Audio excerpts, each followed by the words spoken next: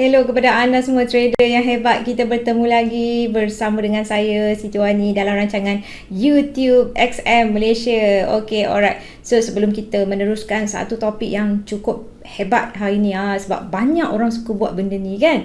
Okay, apa kata anda like dan juga subscribe YouTube channel XM Malaysia sekarang. Okay, alright. So apa topik yang hebat sangat tu? Betul ke hebat kan? Okay, of course topik ini adalah iaitu berdagang berita. Boleh atau tidak?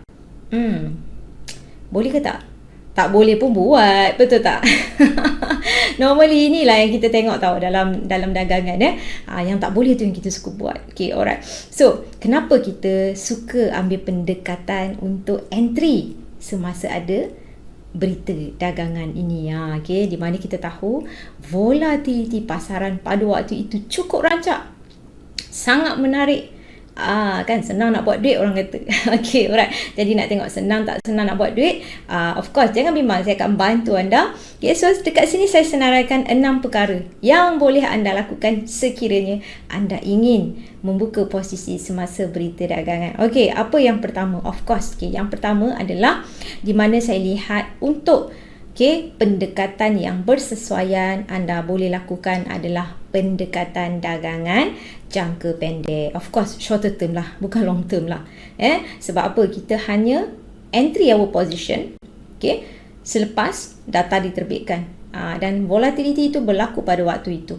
Jadi of course kita menekankan cara ini sesuai sekiranya kita fokus kepada pendekatan dagangan jangka pendek. Okay, so yang kedua, yang berikutnya, kita tahu banyak berita dagangan banyak impact. Okay, salah satu contoh saya beritahu di sini adalah data NFP. Okay, kenapa saya kata setiap data yang diterbitkan ni you kena tahu. Of course kena tahu hari apa dia keluar, pukul berapa. Kan? Okay, alright. So untuk NFP sendiri, di mana kita tahu data ini mampu mempengaruhi pergerakan pasaran sekitar 100 pip.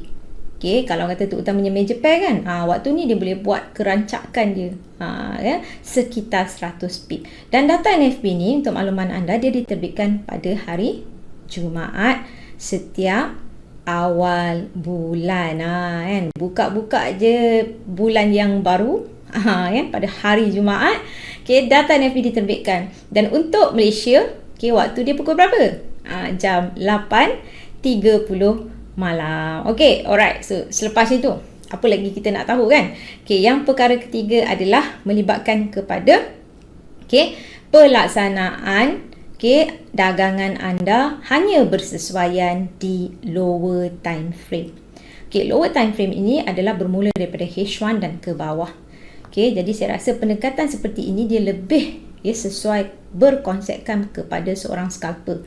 Jadi scalper ni kita guna yang paling rendah kan TF dia, iaitu bermula daripada M1 sampai M15.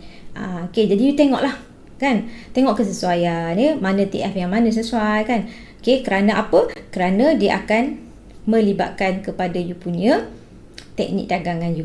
Of course lah kan, dalam teknik kita ada guna teknikal lah kan dan sebagainya. Jadi kita nak cari potensi harus bersesuaian kepada TF yang kita gunakan. So yang berikutnya adalah ini penting ni kan, kita nak buat duit cepat kan orang kata kan, iaitu sasaran keuntungan dan juga keluar daripada pasaran.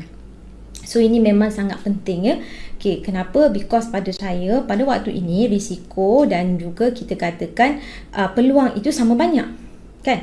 Jadi kalau kata 50% tu kita boleh juga menghampiri kepada risiko dan 50% kita boleh menghampiri kepada peluang. Jadi apa yang perlu kita lakukan di sini iaitu kita kena mengenal pasti apa instrumen yang kita dagangkan semasa berita ni diterbitkan. Contoh kalau NFP tadi kan, either major pair ke? Kan? Kalau major pair berapa? Kalau major pair yang sesuai adalah sekitar dalam 100 pip macam saya kata tadilah. Tapi paling selamat kalau pandangan saya sendiri, untuk major pair kalau you trade waktu NFP diterbitkan, sebaiknya adalah 50 pip. Ini saranan saya. Dan untuk apa? Instrumen yang popular, emas. Kan? Untuk emas, kita boleh sasarkan di antara 50 ke 100 pip. Itu yang terbaik. Kita ni jangan guna perception nak pergi lagi maksimum, tak ada. Kita pun tahu kan, dia akan pergi buat harga paling tertinggi dan harga paling terendah sahaja. Jadi cukup sekadar kita masuk pasaran dan keluar pasaran pada masa yang sesuai. Okey, dan yang terakhir of course lah, yang ni tak boleh elak lah. Okay. Masih lagi saya sentiasa akan educate anda, iaitu menguruskan risiko dan ganjaran anda dengan cara yang betul. Manage.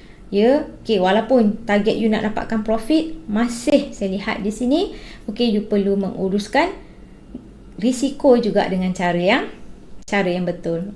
Kan? You boleh buat terpulang. You nak guna berapa? 5% daripada you punya capital. Ataupun you nak guna risk reward ratio yang standard, terpulang. Tetapi pengurusan risiko dan ganjaran tetap perlu diadakan. Alright, so semoga bermanfaat untuk anda semua yang mana nak entry semasa news. Alright, so insyaAllah saya jumpa anda semua pada topik saya yang akan datang. Dan ingat, XM broker terhebat di alam semesta. InsyaAllah kita jumpa lagi. Stay safe, jaga diri. Bye-bye.